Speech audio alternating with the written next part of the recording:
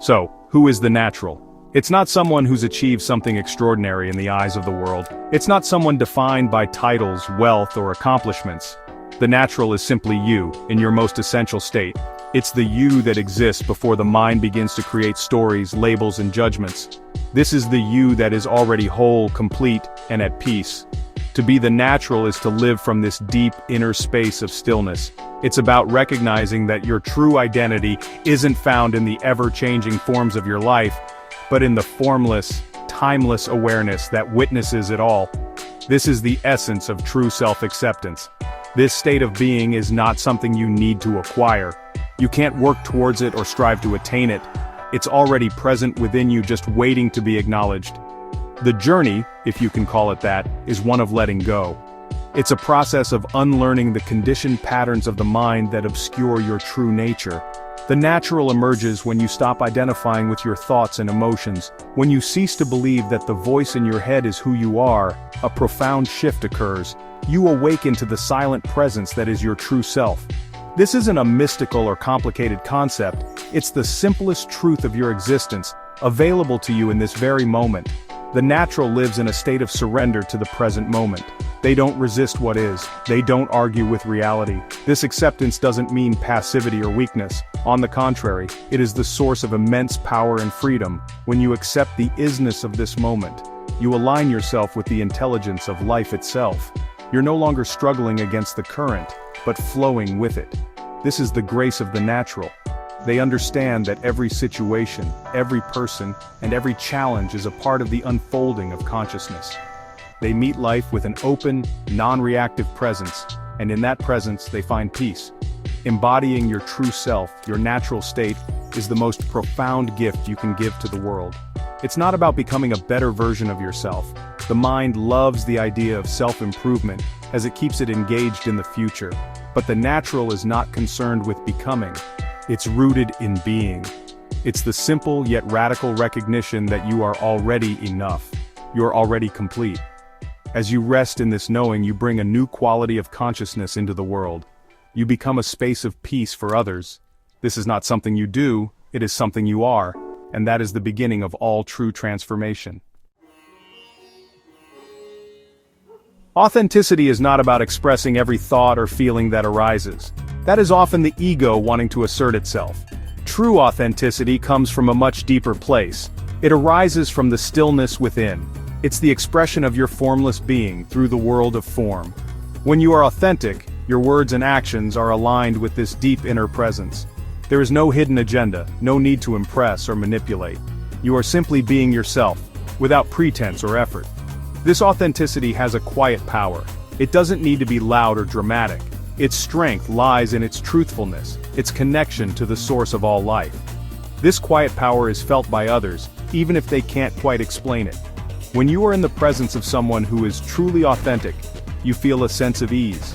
There's no need for masks or roles. You can relax and be yourself.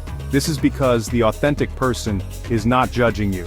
They're not comparing you or trying to get something from you. They are simply present with you, in a state of open, spacious awareness. Their presence gives you permission to access your own depth, to connect with your own authentic self. It's a silent communication from being to being that transcends the limitations of words. The journey to authenticity involves becoming aware of the inauthentic self, the ego. The ego is the conditioned mind that seeks its identity in external things, possessions, social status, beliefs, and relationships.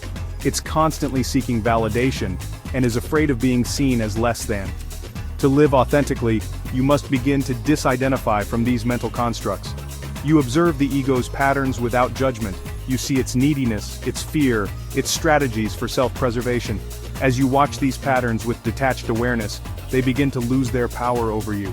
You're no longer unconsciously run by them. You are the awareness behind them. This process of disidentification is the foundation of inner freedom.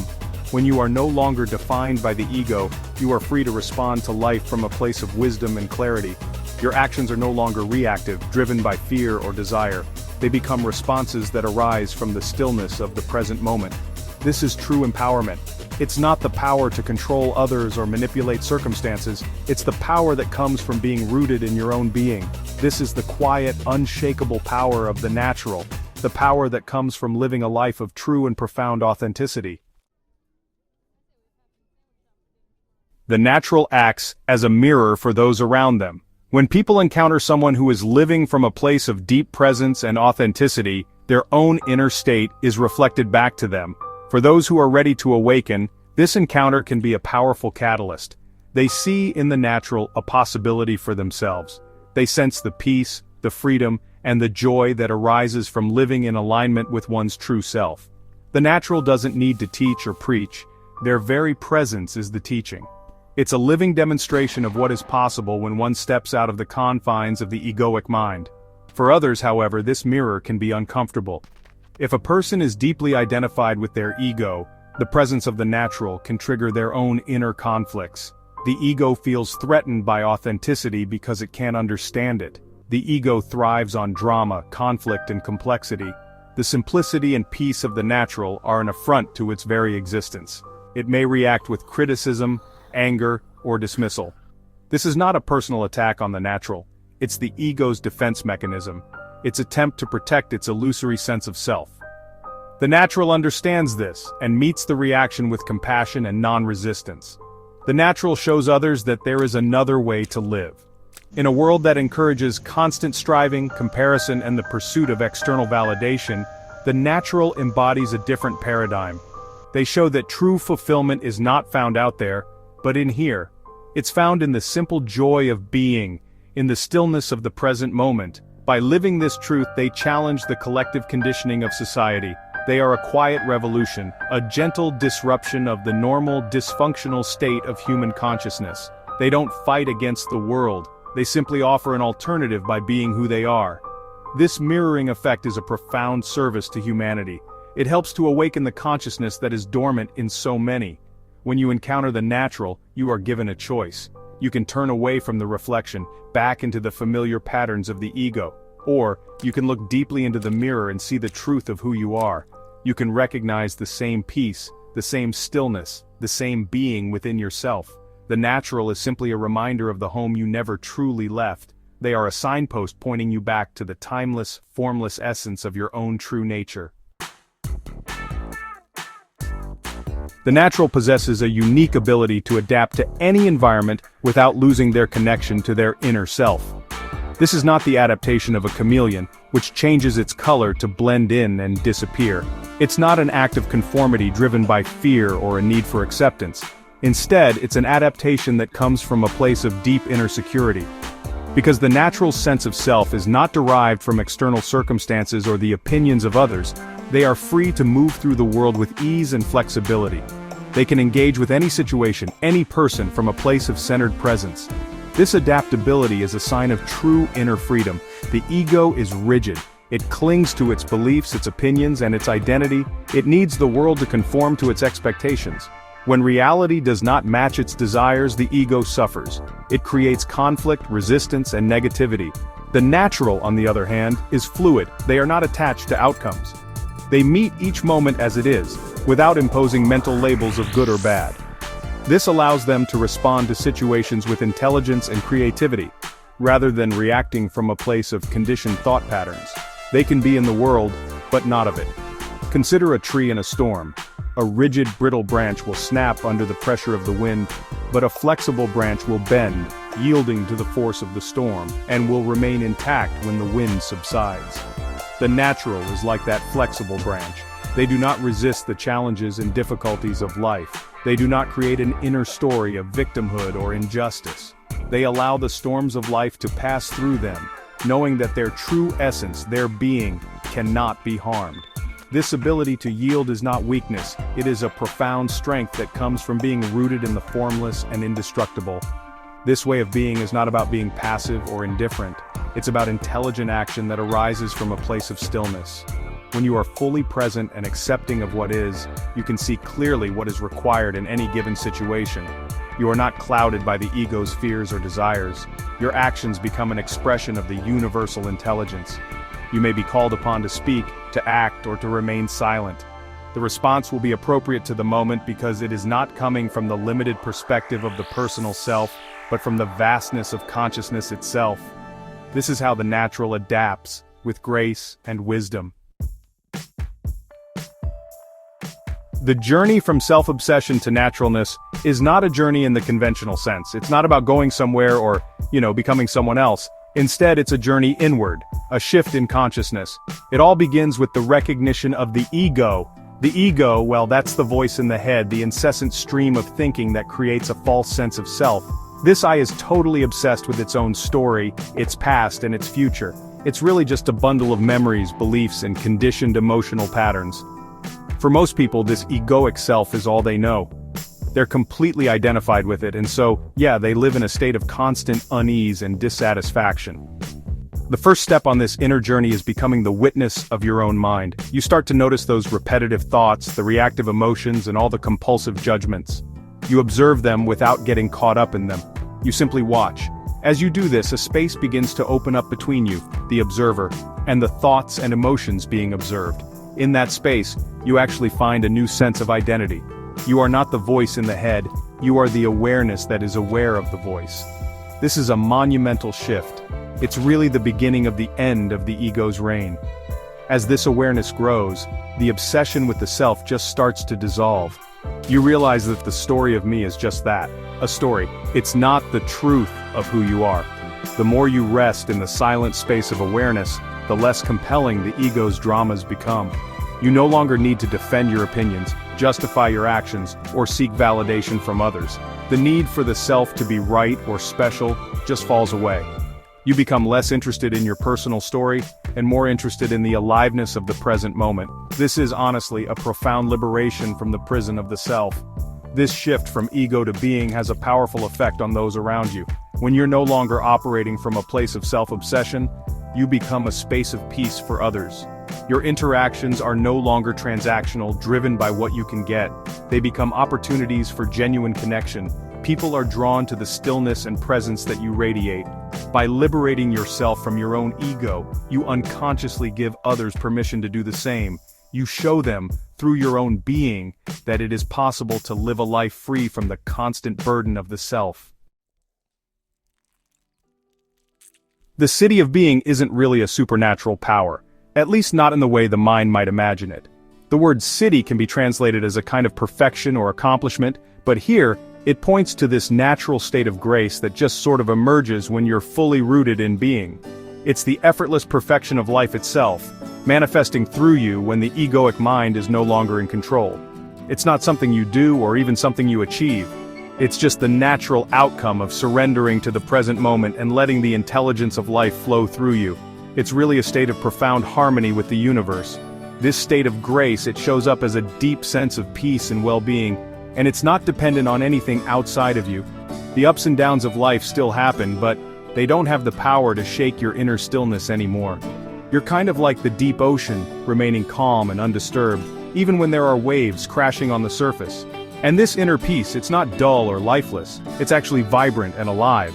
It's the joy of being, the simple but profound happiness of knowing yourself as consciousness itself. Honestly, this is the ultimate fulfillment the ego is always chasing, but can never find out there in the world of form. The city of being also changes how you see things and how you act. When you look out from this state, you really see the interconnectedness of everything. You recognize the same life, the same consciousness in every person, every animal, every plant. This brings up compassion and love naturally. Your actions aren't driven by self-centered motives anymore. Instead, they just become an expression of love. You act for the good of the whole, because you realize you're not separate from the whole. It's not a moral decision, it's just the natural, spontaneous expression of your awakened consciousness. And on a bigger societal level, the emergence of this state in more and more people is really the only thing that can bring about true, lasting transformation. Politics, economics, technology, they can't solve the fundamental problems of humanity because those problems are really just a reflection of the collective human ego. The only real solution is a shift in consciousness. As more people wake up to their true nature and start to live from the city of being, a new world can emerge. A world based not on conflict and separation, but on peace, compassion, and the recognition of our shared essence. Unconditional love, it's not just an emotion. The love that the ego experiences, it's always conditional. It's based on need, attachment, and the expectation of getting something back, it can easily flip into its opposite, like hatred or indifference. But the love that arises from the state of being, well, that's something totally different. It's the recognition of oneness. It's actually seeing yourself in another, and this isn't just a concept or a belief, it's a direct, felt experience. When you're rooted in being, you look past the form of the other person, their body, their personality, their history, and you connect with their essence, which is the same as your own. This love radiates from you without any effort. It's not something you decide to give. It's just an intrinsic quality of your true nature, kind of like how light is just what the sun does.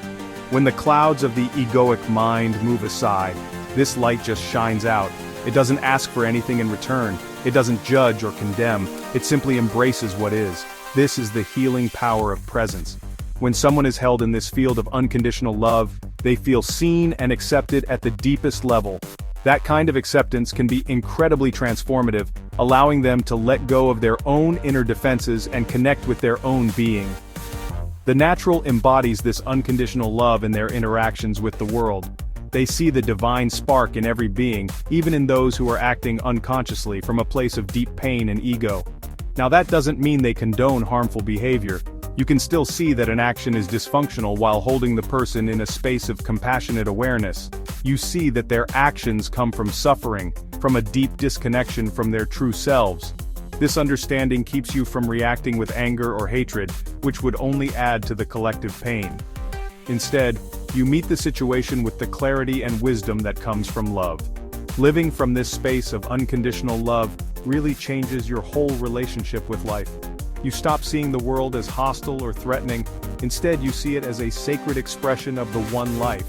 You find beauty in the smallest things, a flower, a child's laughter, even the silence between sounds. Life stops being a series of problems to solve and becomes a mystery to be lived. This is the gift of the natural. By realizing the love that is their own essence, they experience a world that reflects that love. They live in a state of grace, seeing the sacred in the ordinary.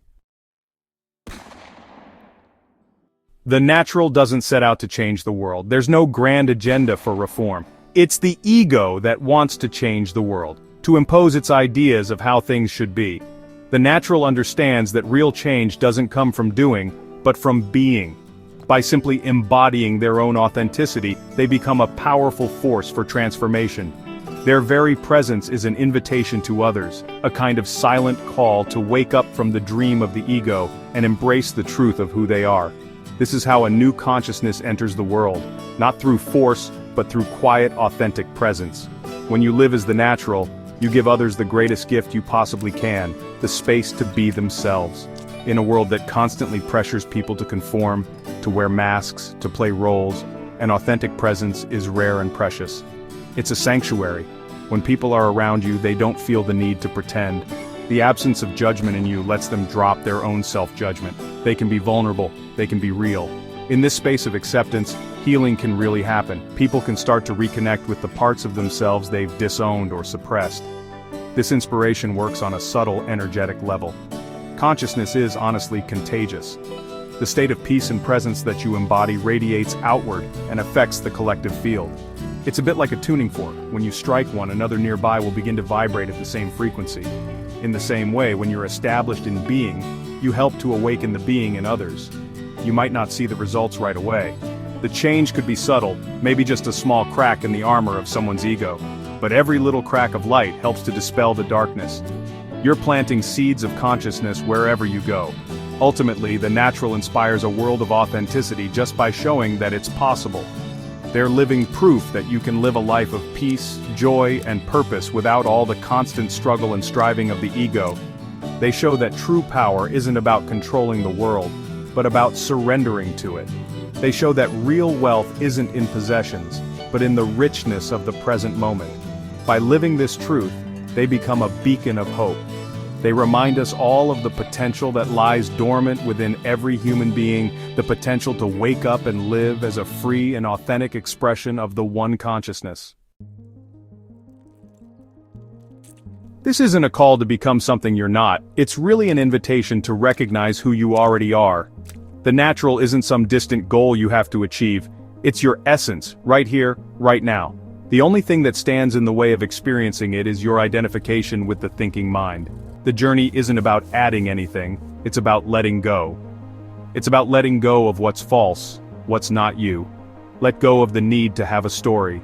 Let go of the mental labels you've given yourself or that others have given you. Let go of the past and the future and just rest in the simple, silent awareness of this very moment. You can actually begin this journey right now. Just take a conscious breath. Feel the air moving in and out of your body. Feel the life energy in your hands, your feet, your whole inner body. Notice the sounds around you, but don't label them. Look at an object without the mind's commentary. In these simple moments of pure presence, you get a taste of your natural state. The ego can't survive in the present moment. So, the more you bring your attention to the now, the more you disidentify from the mind and awaken to the spaciousness of being. This is the practice. It's simple but not always easy because the mind's pull is strong. Don't be discouraged if you find yourself lost in thought again and again. That's just the nature of the conditioned mind. The key is to notice without judgment when you've been carried away. The moment you notice you're not present, you are present. That noticing is the awakening. It's the beginning of freedom. Be gentle with yourself. This isn't a struggle, it's a loving return to your own true home. Each moment of presence is a victory. Each time you choose awareness over thinking, you loosen the ego's grip and strengthen your connection to being. Embrace your true self. The world doesn't need another successful person, another celebrity, or another expert. What the world really needs is you, in your authentic natural state. It needs your presence, your peace, your love. By embracing your own naturalness, you contribute to the healing of the world in the most profound way possible. You become a point of light in a world that's often lost in darkness. You become a space of stillness in a world of noise. This is your purpose, this is your gift. The invitation is here, the door is open. All you have to do is step through.